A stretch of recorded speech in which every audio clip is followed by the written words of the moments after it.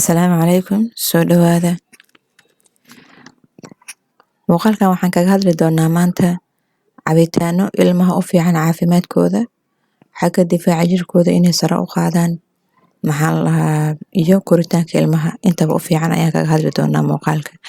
Soo dhawaada marka haddii ay tahay markii kugu horeysa aan soo booqataa subscribe noo saar gambaleelkana furo si fiidiyowyada cusub kuu soo gaaraan. Haddaa hore noola joogtaan like noo saar asxaabtaada usii share gareyn. Soo dhawaada.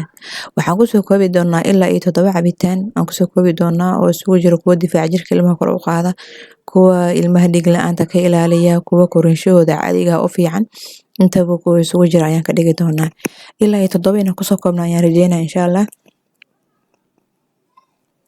Kan koowaad waxaan ka dhigaynaa casiirka farawlaha ama strawberry-ga. Kaas aan ugu horeysiinayna. Asagana wuxuu leeyahay vitamin C fiican. Vitamin C-gana saan hore soo sheegnay wuxuu qayb weyn ka qaataa difaaca jirka ilmaha in uu sare u qaado ilmihiina maqaar qurux badan uu siiyo, maqaarkooda uu ka dhigo maqaar qurux badan. Marka wuxuu qani ku yahay vitamin C-ga, laakiin waxaa laga yaabaa in ilmaha xasaasiye uu ku qaado. Asaga waxaa qurux badan cunuga intuu 9 bil sanad meelahaas ka gaarayo in la sugo ayaa qurux badan oo waxaa laga yaabaa in xasaasiye uu ka qaado cunugii. Marka casiirkan farawlaha ama cabitaankan farawlaha ugu horeeyo oo waliba hadda maalmihii dambe Soomaaliya waa laga helaa. Marka hooyooyinka Soomaaliya jooga way ka faa'iideysan karaan. Wax badanna maahan inay shiidayso kale haddii cunugaada uu yar yahay kale oo 2 sano ka yar yahay waxaa kale u shiidi kartaa 4 xabo 5 xabo camal maalinta u shiidi kartaa oo wax kale ay ugu dareysid.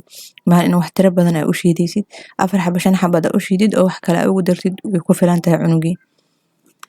Taas waa tan koowaad aan ka dhignay. Tan labaad waxaan ka dhigaynaa casiirka burtuqaalka ama orange-ga ayaan ka dhigaynaa. Asagana aashita badan ayuu leeyahay oo ilmaha intuu cunuga 9 bil 8 bil uu ka yar yahay xoogo ma fiicna maadaama aashitadiisa ay badan tahay. Marka asagana waxaa qurux badan cunuga markuu 9 bil meelaha soo gaaro in loo bilaabo ayaa qurux badan. Asagana waxaa laga yaabaa inuu xasaasiye keeno. Marka hooyada markii ay siiso kale waa inay afka iyo meelaha uu ka gargaaro kale ay ka dhaqdaa. Si cunugii meeshaas uusan xasaasiye wax uga dareemin inay ka dhaqdaa fiican. Markay siinaysan inaysan rasiinkiisa ku siinin biyo kaga dartaa ayaa qurux badan ee cunuga saas ku siisaa. Haddii cunuga sanadka weyn yahay kale sokor ugu dari kartaa haddaa rabto malab ugu dari kartaa siba malabka ilmaha u fiican haddii ugu heli kartid adiga. Kan saddexaad waxaan ka dhigaynaa cabitaankan ruumaanka. Ruumaanka asaga wuxuu leeyahay potassium, wuxuu leeyahay xadiid, wuxuu leeyahay fitamiino badan, wuxuu leeyahay macaadin, wuxuu leeyahay waxyaalo la yiraahdo mudadaad aksada oo jirka ka saaro sonto kale ka hortaga kansarada. Marka intaas oo faa'iidaha ayuu leeyahay ruumaanka. Asagana wuxuu qayb weyn ka qaataa korinshaha ilmaha. Qayb weyn ayuu ka qaataa asagana oo u fiican yahay in ilmaha cabitaan loogaga dhigaa cabitaan loogaga shiidaa. Kan afraad waxaan ka dhigaynaa tufaaxa. Tufaaxa asagana wuu u fiican yahay ilmaha koritaankooda iyo caafimaadkooda. Cunuga 6 bil markuu jiro waa loo bilaabi karaa. Haddaa doonto waa u karin kartaa laakiin maanta qaybta cabitaanada maadaama aan ka hadlayno waa loo shiidi karaa cunuga biyo inta ku dartid ayaa u shiidi kartaa. oo tufaaxa ilmahana korinshooda qayb fiican oo ka qaata cunuga maqaar qurux badan ayuu siiya difaaca jirkiisa ayuu sare u qaadaa faa'iidooyin badan oo caafimaad ayuu leeyahay ilmaha oo waxtar fiican u leh marka asagana waa la siin karaa ilmaha oo aad ayuu ugu fiican yahay kan shanaad waxaan ka dhigaynaa afaran ka soo hadalnay kan shanaad waxaan ka dhigaynaa qaraha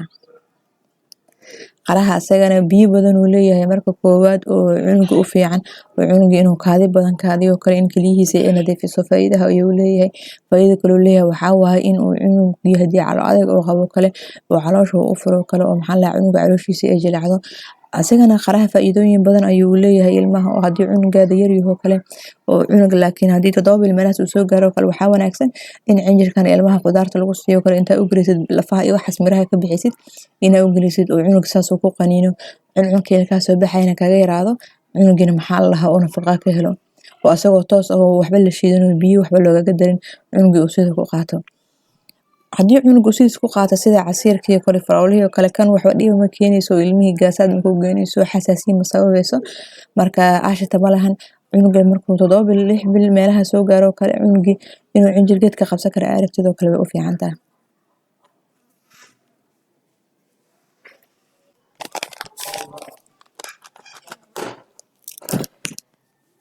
kan lixaad waxaan ka dhigaynaa maxaa la dhahaa cabitaanka mooska ayaan ka dhigaynaa asagana ilmaha difaaca jirkooda kor u qaadaa. Wuxuu kaloo leeyahay potassium ayuu leeyahay asagana oo maxaa la dhahaa wuu u fiican yahay xagga ilmaha korinshahooda saaid ayuu ugu fiican yahay.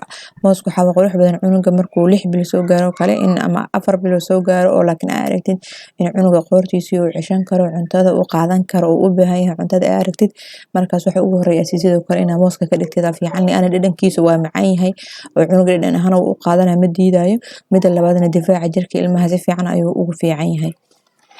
Kan toddobaad ugu dambeeya waxaan ka dhigaynaa cabitaankan isbaandheeska ayaan ka dhigaynaa asagana faa'iidooyin badan uu leeyahay ko waxaa ka ah in maxaa la dhahaa cunugi vitamin C fiican inuu leeyahay oo difaaca jirka ilmaha kor u qaadayo in anemiyada uu ka ilaalinayo kale hadii cunug dhiig la'aan hayso kale inuu dhiig u soo celinayo faa'iidooyin badan ayuu leeyahay oo vitamin C gaas inuu dhiig soo celisho ah xagga korinshaha ilmahana wuu u fiican yahay. Marka intaas ayaan ku soo gabagabeynaa inta badan hooyooyinka waxay raadiyaan maxay ilmaha maxaa la dhahaa difaaca jirkooda ku adkeeya maxaa ilmaha difaaca jirkooda sare u qaada maxaa ilmihi maqaarkooda qurxiya maxay ku cayilaan. Marka kuwa maanta aan ka soo hadalnay waa ilmaha maxaa difaaca jirkooda kor u qaada maxaa ilmaha maqaarkooda qurxin kara maxaa ilmaha korinshahooda hagaajin kara ayay ahayd intii maanta toddobadan waxaan lahaa cabitaan aan kaga soo hadlaynay. Marka intaas ayaan ku soo gabagabeynaa soo dhawaada hadii ay tahay markii kuugu horeysay aan soo booqataa subscribe noo saar gambaleelkana furo si fiidiyowyada cusub ku soo gaaraan hadaa hore noo joogtaan like noo saar asxaabtadana u sii share gareen soo dhawaada.